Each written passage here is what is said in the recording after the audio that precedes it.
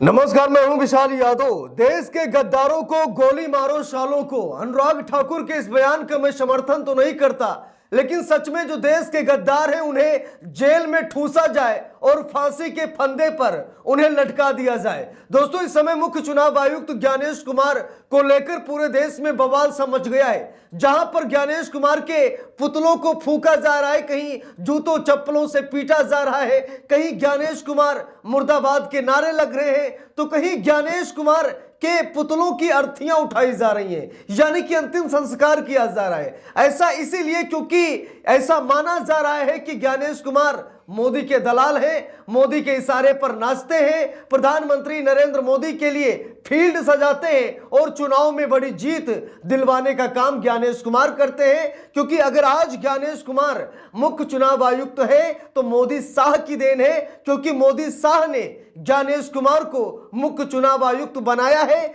जिसकी वजह से वो वफादारी कर रहे हैं, मोदी की गुलामी कर रहे हैं। ऐसा लंबे समय से आरोप लगते चले आए हैं, लेकिन बिहार में महागठबंधन की हार के बाद अब ज्ञानेश कुमार की मुश्किलें जबरदस्त तरीके से बढ़ती हुई नजर आई है। क्योंकि ज्ञानेश कुमार ने बिहार में जो कुछ भी किया सब भाजपा के लिए किया, और जो आंकड़े परिणाम सामने निकल कर आए उसमें भी बेईमानी और धांधली साफ तौर पर दिख रही है। लोकतंत्र का ये अपमान है, ये हत्या है, ये गद्दारी है, ये देशद्रोह का मामला है। इसीलिए ये मांग की जा रही है कि ज्ञानेश कुमार को उठाकर जेल में डाला जाए। अब दोस्तों, यहां पर देखिए, बड़ी खबर सामने आ गई है, लिखा भी है ईवीएम में गड़बड़ करने वाले एक न एक दिन जरूर पकड़े जाएंगे, उन्हें देशद्रोह के आरोप में फांसी की सजा होगी। बिहार में जो नतीजे आए हैं वो उत्तर कोरिया, चीन और रूस के चुनाव जैसे हैं, जहां सभी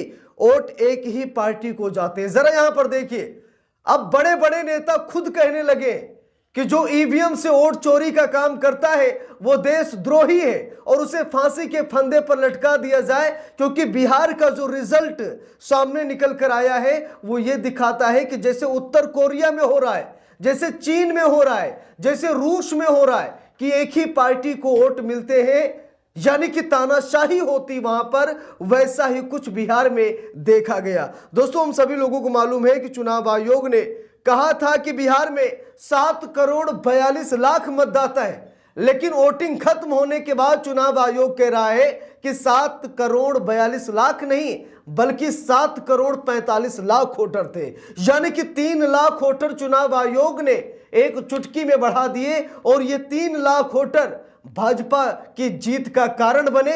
भाजपा के कई प्रत्याशी, कोई 100 वोटों से जीता, कोई 17 वोट से जीता, कोई 1000 वोट से, कोई 2000 वोटों से जीता। यानी कि जीत का मार्जिन ऐसा रहा, जब 3 लाख ज्यादा वोटर बढ़ गए तो भाजपा को बड़ा फायदा हो गया, और ज्ञानेश कुमार ने ऐसा ही किया। अब यहां पर देखिए, लिखा है, आपको बता दें कि सोशल मीडिया पर हो या एक्स, दोनों जगहों पर ज्ञानेश कुमार जी के विभाग का एक डेटा चल रहा है। इसमें साफ साफ लिखा है कि 7 करोड़ 45 लाख मतदाताओं ने वोट दिया है, जबकि ये बात पूरा बिहार ही नहीं पूरा देश जानता है कि बिहार में कुल वोटर्स की संख्या 7 करोड़ 42 लाख थी। आपको बता दें कि ऐसे में अगर 7 करोड़ 45 लाख वोट पोल हुए हैं तो इसका मतलब यह है कि बिहार में वोटर्स की संख्या 12 करोड़ के आसपास होनी चाहिए। ऐसे में यह बड़ा मिस्टेक न सिर्फ सवाल उठा रहा है, बल्कि सोशल मीडिया पर लोग तो यहां तक कह रहे हैं कि इसी डेटा के जरिए बड़ा खेला किया गया है। चुनाव आयोग ने जो वोटिंग परसेंटेज शेयर किया है वो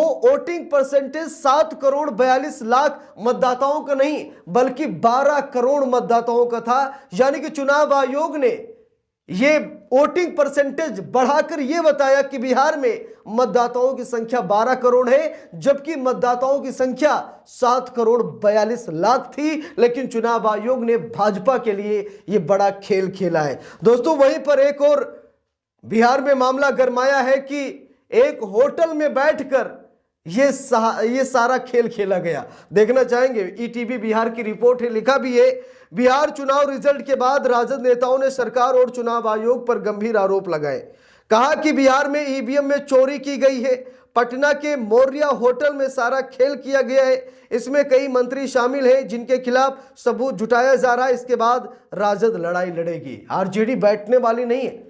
आरजेडी ने कहा कि मौर्या होटल में बैठकर चुनाव आयोग के अधिकारी, मोदी सरकार में बड़े पदों पर बैठे हुए मंत्री संतरी, यहां तक कि गृह मंत्री अमित शाह तक इसी होटल में बैठकर रणनीति अपनाते रहे और बेईमानी का प्लान बनाते रहे।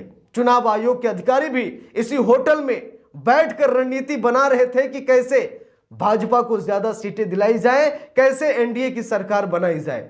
अब जरा सोच लीजिए, अगर चुनाव आयोग सच में ऐसा कर रहा है तो ये देशद्रोही का मामला है, ये देशद्रोह का मामला है और देशद्रोह में फांसी की सजा है।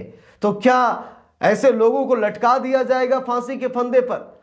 हम सभी लोगों को मालूम है कि जब तक मोदी सरकार है सत्ता में, तब तक हो सकता है कि चाहे पूर्व मुख्य चुनाव आयुक्त राजीव कुमार हो, या आज वर्तमान में ज्ञानेश कुमार हो, या फिर आने वाला जो कोई भी हो सकता है कि मोदी की सरकार में वो शेफ हो, लेकिन मोदी सरकार हटते ही इन लोगों को बख्शा नहीं जाएगा। राहुल गांधी ने कई बार प्रेस कॉन्फ्रेंस करके ये बात कही है कि लोकतंत्र के हत्यारों को, सरकार की गुलामी करने वाले अधिकारियों को, सरकार के आदेश पर लोकतंत्र की मर्यादा को भंग करने वाले अधिकारियों को बख्शा नहीं जाएगा।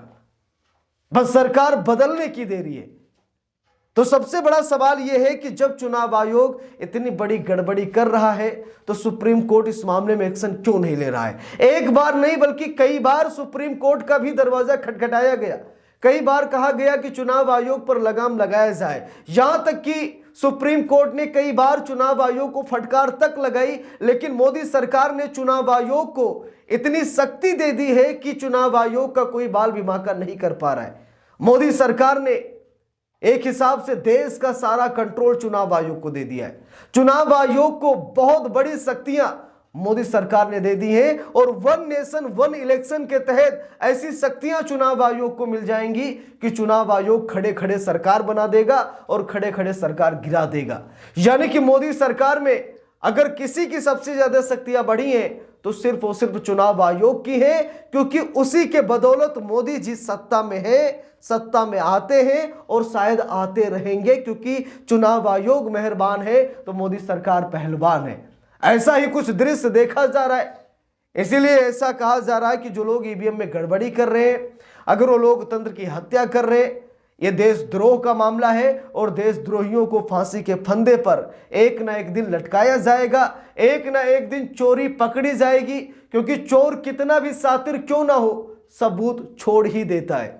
तो अगर ज्ञानेश कुमार चालाकी कर रहे तो हो सकता है एक चुनाव में कर ले, 2 चुनाव में कर ले, 3 चुनाव में कर ले, ठीक है, लेकिन बारंबार नहीं कर पाएंगे, क्योंकि चोर एक ना एक दिन पकड़ा जरूर जाता है। तो ज्ञानेश कुमार को लेकर आप सभी लोगों की क्या राय है कमेंट बॉक्स में जरूर बताइएगा। वीडियो को लाइक शेयर, अगर चैनल पर नए हैं सब्सक्राइब करके सपोर्ट कीजिएगा। मिलते हैं दूसरी वीडियो में, तब तक के लिए बहुत बहुत धन्यवाद।